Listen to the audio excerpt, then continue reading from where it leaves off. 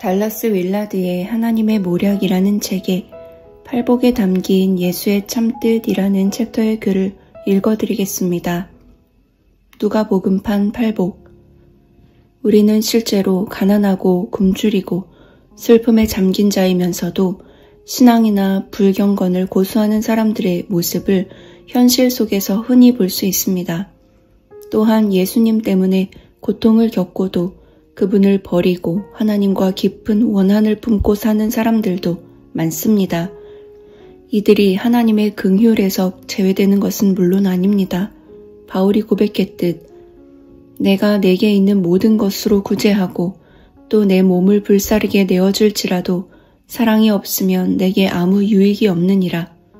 따라서 팔복의 요지는 절대로 하나님의 승인, 구원, 복을 보장하는 조건을 제시하는 것이 아닙니다. 우리의 인간관계의 반경이 좁지 않은 이상 우리는 가난하거나 핍박받지 않더라도 하나님을 기쁘시게 하고 그분의 복을 누리는 이들이 있음을 알고 있습니다. 이들은 마음을 다해 예수님을 의지하고 공의를 행하여 인자를 사랑하며 겸손히 하나님과 함께 행하는 사람들입니다. 하나님의 복을 받기 위해 이 복 있는 자의 목록에 반드시 들어야 한다는 주장은 과거의 통념에 눈이 어두워진 자들이 고집할 수 있는 생각일 뿐입니다. 오늘 우리가 함께 나눌 말씀은 이사야 13장 6절부터 10절까지입니다. 너희는 애곡할지어다. 여호와의 날이 가까웠으니 젖는 자에게서 멸망이 임할 것이미로다. 그러므로 모든 손에 힘이 풀리고 각 사람의 마음이 녹을 것이라. 그들이 놀라며 괴로움과 슬픔에 사로잡혀 해산이 임박한 여자같이 고통하며 서로 보고 놀라며 얼굴이 불꽃 같으리로다. 보라, 여호와의 날 곧 잔혹히 분냄과 맹렬히 노하는 날이 이르러 땅을 황폐하게 하며 그 중에서 죄인들을 멸하리니 하늘의 별들과 별 무리가 그 빛을 내지 아니하며 해가 돋아도 어두우며 달이 그 빛을 비추지 아니할 것이로다. 아멘.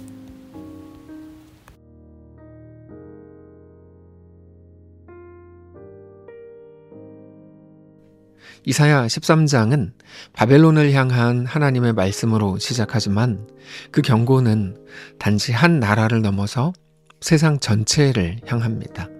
이사야는 지금 여호와의 날을 선포하고 있습니다. 이 말은 하나님이 세상 역사 속으로 직접 개입하셔서 인간의 교만과 불의를 심판하시고 자신의 뜻을 다시 세우시는 날이라는 말입니다. 오늘 본문인 6절부터 10절까지는 그날의 실체를 생생하게 보여주는 부분입니다. 세상은 무너지고 인간의 중심이 흔들리고 모든 가짜 빛이 다 꺼집니다. 어두움은 우리를 두렵게 만듭니다.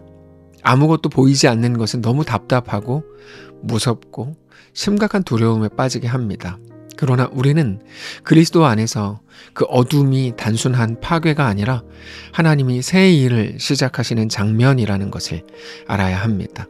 하나님은 세상을 버리기 위해서 징계하시거나 진노하시는 게 아니라 다시 살리기 위해서 징계하시는 것이기 때문입니다. 그래서 6절에서 갑자기 이렇게 경고의 외침을 시작합니다. 너희는 애곡할지어다. 여호와의 날이 가까웠으니 전능자에게서 멸망이 임할 것임이로다. 그러나 이 외침은 단순한 위협이 아니라 회복을 위한 부르짖음입니다. 하나님은 인간이 더 이상 듣지 않을 때 세상을 흔드시는 방식으로 인간을 깨우십니다. 이 여호와의 날은 하나님이 진노하시는 날이지만 동시에 하나님의 사랑의 깊이가 드러나는 날이기도 합니다. 만약 인간의 죄 가운데에서도 하나님이 침묵하신다면, 관심 갖지 않는다면 인간은 영원히 그 어둠 속에서 자기가 보고 있다고 착각하고 자기가 주인인 줄 알고 살았을 겁니다. 그러나 하나님은 침묵을 깨뜨리십니다. 그렇게 세상을 멈추게 하시고 죄를 직면하게 하십니다. 하나님의 심판은 복수와 처벌의 행위가 아니라 사랑을 위한 행하심입니다. 하나님이 세상을 다시 그렇게 깨우시는 거죠. 그래서 7절에서 이렇게 말씀하십니다. 그러므로 모든 손에 힘이 풀리고 각 사람의 마음이 녹을 것이라.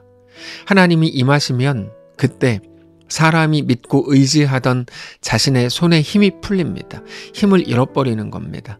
그 손으로 이제까지 세상을 붙잡으려고 안간힘을 썼었습니다. 돈, 명예, 권력, 성공을 잡으려고 그 손으로 온 힘을 쏟았죠. 인간은 그렇게 끊임없이 무언가를 쥐려고 하지만 하나님이 오시면 그 손은 더 이상 붙잡을 것이 없습니다.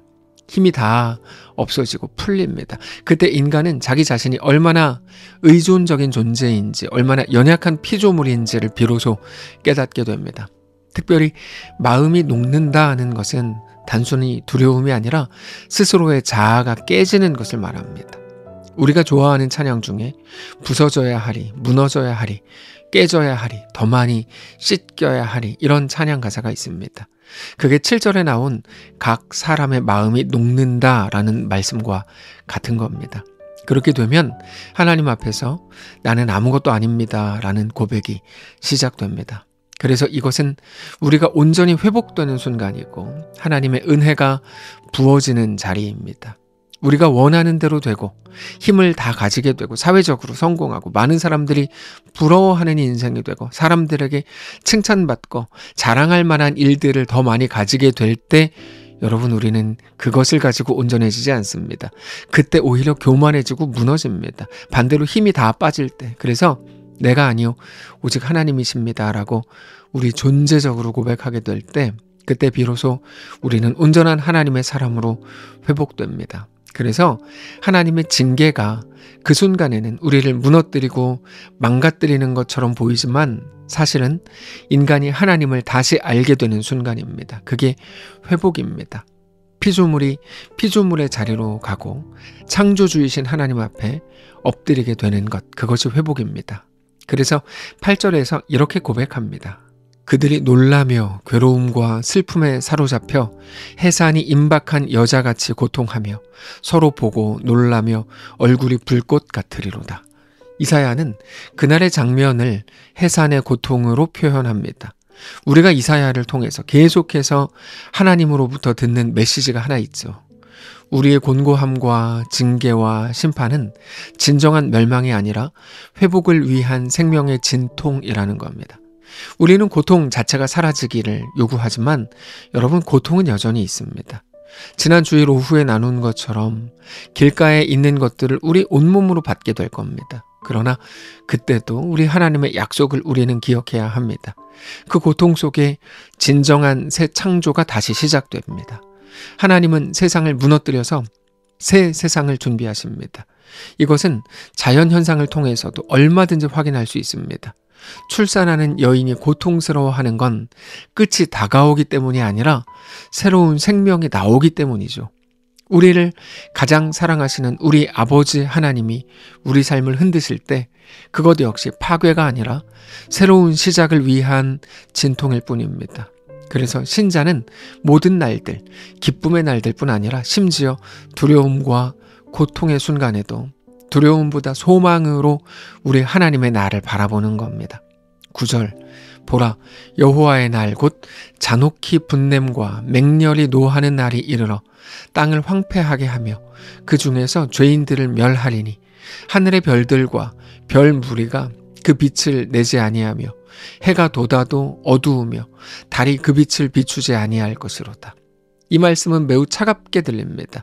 하나님의 날이 곧 분냄과 맹렬한 노와 땅이 황폐하게 되고 하늘의 별과 해와 달도 빛을 내지 않는다고 표현하니까요. 하나님이 빛을 거두시면 정말 세상은 아무것도 아니라는 걸 알게 됩니다. 세상의 지혜와 기술과 문명이 아무리 대단하다고 해도 결국 어둠 속에 거하게 될 뿐입니다. 이건 단지 종말에 대한 묘사가 아니라 오늘 우리의 현실입니다. 우리가 하나님 없이도 잘 살 수 있다고 믿을 때 하나님은 빛을 거두십니다. 그것을 통해서 진짜 빛이 우리가 만들어내는 것에 있지 않고 오직 하나님께 있다는 것을 알게 되기 때문입니다. 그래서 어둠은 절망이 아니라 은혜의 기회입니다. 우리 인생에 일어나는 모든 일들 속에는 하나님의 깊은 사랑이 들어 있습니다. 하나님은 죄를 미워하십니다. 그러나 죄인 자체를 미워하지 않습니다.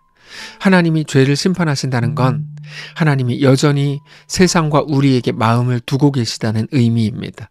하나님은 여전히 우리를 사랑하신다는 말입니다. 만약 하나님이 그저 멀리서 보고 있다가 잘하면 복 주고 잘못하면 벌 주는 게 그만인 기계적인 존재였다면 하나님은 진노라는 것을 할 필요가 없습니다. 어차피 기계인데요. 그러나 하나님은 인격적으로 우리를 대하십니다. 그래서 하나님이 진노하시는 겁니다. 우리에게 대한 감정을 가지고 계시고 그 감정은 분명한 사랑의 증거입니다. 그래서 하나님의 진노마저도 거룩한 사랑의 반응인 것이죠. 그래서 하나님은 죄를 그냥 두지 않으시는 겁니다. 죄에 대한 분명한 지적으로 세상을 회복하십니다. 그래서 여호와의 날은 무섭지만 동시에 복된 날인 겁니다. 세상이 다시 하나님께로 돌아가는 길이 열리는 날이기 때문입니다. 하나님은 그렇게 가짜 빛을 꺼서 진짜 빛을 보게 하시는 겁니다. 오늘 이 본문은 우리에게 하나님은 침묵하지 않으신다는 것을 말씀하고 계시고 동시에 하나님은 여전히 세상을 우리를 사랑하신다는 것, 그 두 가지를 보여주십니다. 하나님은 고통을 그저 면제해달라는 우리의 요구를 들어주지 않습니다. 그러나 그 모든 일들을 통해서 우리를 새롭게 하시고 온전하게 회복하실 겁니다. 그래서 우리는 여호와의 날을 두려워하기보다 오히려 그 날을 소망해야 합니다. 여호와의 날은 어둠의 끝이 아니라 하나님의 빛이 다시 시작되는 날이기 때문입니다. 사랑하는 성도 여러분, 오늘 우리에게 주시는 하나님의 말씀을 깊이 묵상하시기를 원합니다.